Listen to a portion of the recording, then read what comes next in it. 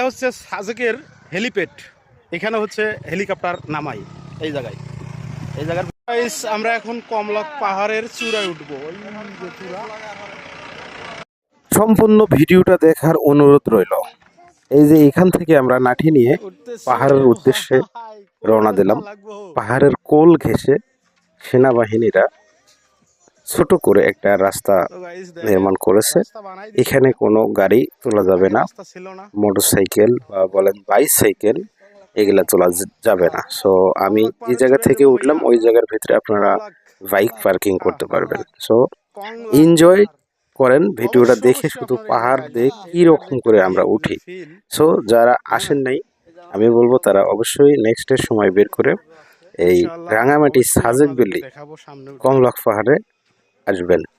জীবনের এনজয় কাকে বলে এবং অ্যাডভেঞ্চার জায়গা কাকে বলে আপনারা দেখতে পাবেন।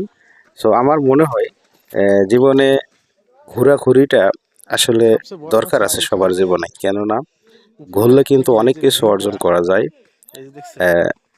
ব্যবহার, ভাষা, মানুষ কিভাবে পৃথিবীতে বসবাস করতেছে ইত্যাদি সব কিছু আপনি তখন অর্জন করতে পারবেন। এবং দেশ ঘোরা আমাদের হাদিসেও আছে যে দেশ ঘুরতে হবে, যে আল্লাহ পাক মহান রব্বুল আলামিন আমাদের জন্য সৃষ্টি করেছে, সবকিছু দেখতে হবে। দেখেন আমি দেখাই দিচ্ছি আমরা কোথা থেকে উঠে আসলাম আর কত উঁচুতে, এখনো কিন্তু শেষ হয় নাই।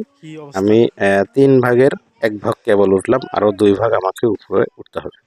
তবে এখন বর্ষার সময় না, তবে বর্ষার সময় আসলে মনে হয় একটু রিস্ক হবে, ওই যে আমাদেরকে ওখানে যেতে হবে। সো জায়গাগুলা করছে, রাস্তাটা করছে যে একটু, তারপরও আমি বলবো ঠিক আছে এখন, কিন্তু বর্ষার সময় প্রচণ্ড রিস্ক হবে। এগুলা কিন্তু মাটি না, সব পাহাড়। আর বর্ষার সময় পাহাড় অনেক পিছল থাকে। সো দেখায় আপনাদেরকে, এই জায়গা থেকে দেখেন কত সুন্দর লাগতেছে। তারপরও আমাকে আরও উঠতে হবে উপরে। আমার পুরো ভিডিওটা দেখার অনুরোধ রইল, এই কারণে আপনারা অনেক কিছু শিখতে পারবেন এই রাঙামাটি সাজেক ভ্যালির এই কমলাক পাহাড়ে আসলে। এবং কিভাবে উঠতে হবে এই ভিডিওর মাধ্যমে দেখাবো। দেখেন আমি কিন্তু উঠে এসেছি, আমার বন্ধুরা নিচে এখনো আছে। সো আমি উপরে উঠতেছি, একা একা, আরো কিছু লোক নামে যেতেছে। সো উপরে এটা কিন্তু একটা লম্বা পাহাড়, মানে পাহাড়ের উপরেই এই সব কিছু আছে। সো আমার লাইফে ফার্স্ট টাইম আমি ট্যাকেল করে উঠতেছি। সো এই যে আমি আল্লাহর রহমতে উপরে উঠে গেলাম। কিন্তু এই যে আমি উপরে উঠে গেছি, এইখান থেকে আরো একটা পাহাড়ে যাব। সো দেখেন পাহাড়টা কতটা খাড়া